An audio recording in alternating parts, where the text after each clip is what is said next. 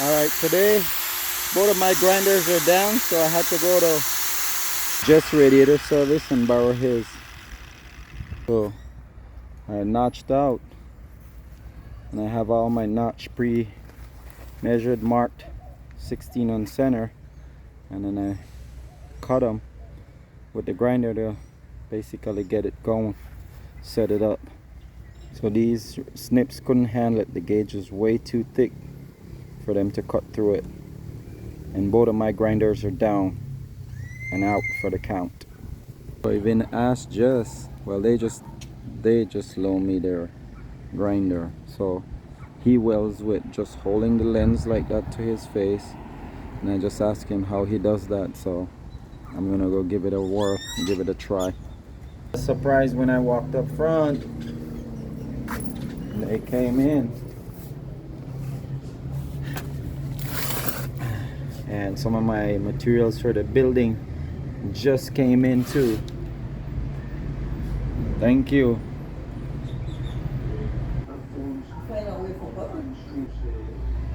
I'm gonna try and see if I can figure out how to weld without a welding hood, just using the lens. Get ready to go do this thing right here. Alright, I gotta get back, set it up back again, get it all squared up, and then see how I can start welding in the joists.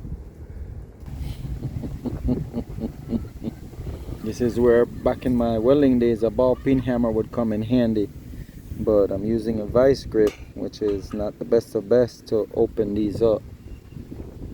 Another thing that I forget to add into this when you're doing welding, metal earplugs. Because when you're hitting metal with a ball peen hammer, it's pretty loud, so I don't have any of my welding earplugs anymore, so I'll have to go make some. Here's something interesting that I found out. Metal building dates back to 1850s. Used from cold roll form steel to create joists and framing studs for residential style construction and commercial style. But this 1850 is probably talking more about commercial and not so much residential. Got another house guest that's uninvited and showed up unwelcome here. But metal joists and framing studs took off in residential style construction around the time of 1920. The debut of it, like the actual debut when it formally took flight and took off, was in 1933 at Chicago's World Fair. But the very first one showed up in 1920 at the First Virginia Baptist Hospital at 1925, and public debut at the Chicago Century of Progress Expansion Showcase.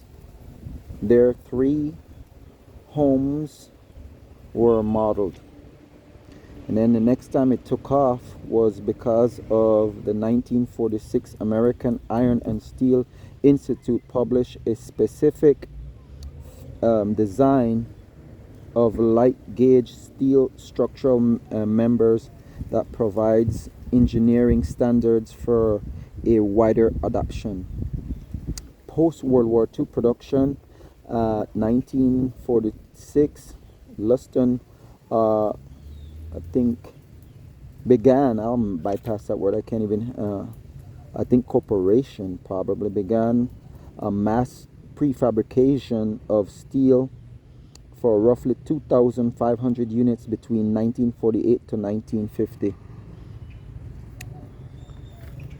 But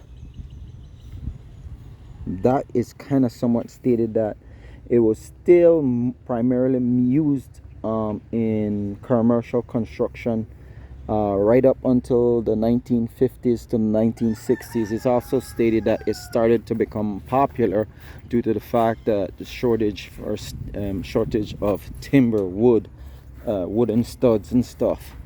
So that's a little fun and interesting information. Let me get back to some vice grip work and elbow grease. Okay, so I cut them out. Start cutting them out at like little bit 10 minutes after the midday hour, which is 12 noon. Then I went to go get my welding machine. I returned the grinder. I videoed, chat, made a little donation, said thank you, and then now I'm back over here. So this in all might take, to get all of these opened up, probably 30 minutes or less. Let's see how long it'll take for me to weld them. To get both of them worked out and ready, as I looked over and I'm about to finish this like a few seconds ago, let's say about a minute and a half ago, I saw I missed the first set right here, or the second set. So, but that's when you pay attention, you can let the information stay in your mind. Then it'll show you that, hey, you made a mistake, you missed this one. So I gotta do that. After I get it all squared off, I gotta go bar it again. So since I notch them out, they're a lot more unstable. They're not willingly wanting to sit on my temporary table, they're flipping over. So that's another thing that you have to factor in. I ran into a snag. Well, I knew I was going to, so I think I have to pretty much like notch out, because I think the thing is 1 3/4 inches, so I have to cut this out. So to make this thing look right and fit perfect, I gotta notch it out like that.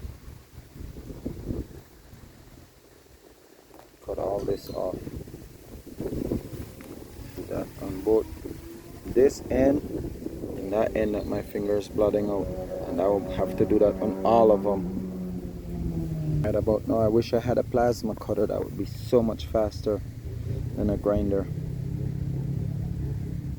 Well, I guess while I wait, I'm gonna pull that one up, set it up, and then open those little section. Then I have another joist over there that I gotta open all the section for the flooring joist that's gonna be going into that, and do these two, do the prep work for that. It just took me 17 minutes to get these two done, so give or take 14. So it took me 30 minutes to get the first two done, because the first two are much longer than what these two are. They're shorter. This is what I'm using. Here you gotta plan and learn how to go with the flow. Yeah, you can schedule, plan, prep, and prepare for it. There's always gonna be some sort of setback, hidden delays. Yeah, this couldn't handle it, this couldn't cut it, couldn't stand it. The gauge is too much for it. And this as well. And this as well.